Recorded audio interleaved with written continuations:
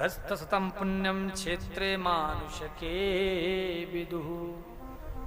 मनुष्यों के द्वारा स्थापित जो शिवलिंग है उसके चारों ओर 100 हाथ तक, 100 हाथ, 1 2 3 4 ऐसे 100 हाथ तक का जो स्थान है वह पुण्य क्षेत्र होता है। वहां पर बहने वाली जो नदी की धारा है वह शिव गंगा कहलाती है। ऋषियों द्वारा स्थापित शिवलिंग चारों ओर 1000 हाथ तक का जो क्षेत्र है,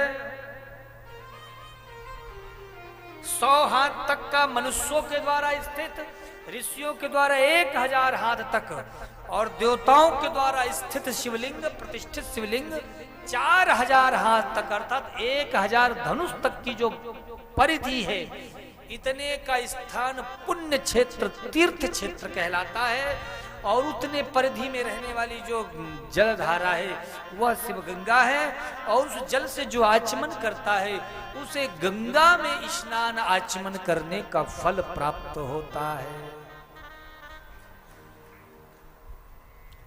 भगवान शंकर की कितने प्रकार से पूजा की जाए आगे लिखा है।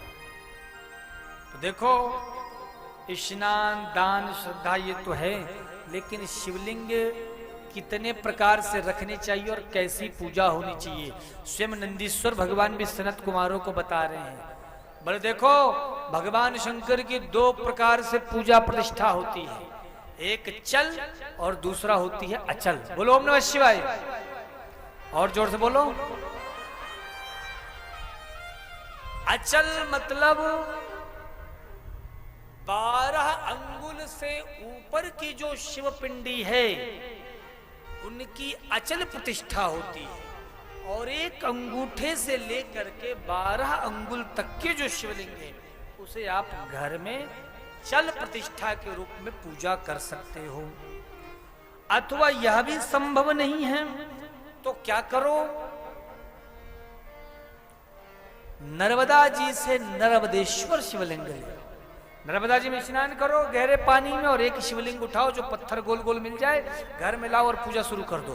कोई प्रतिष्ठा नहीं, कोई पूजा नहीं, कोई नियम नहीं, बस पूजा शुरू कर दो, शंकर जी प्रसन्न।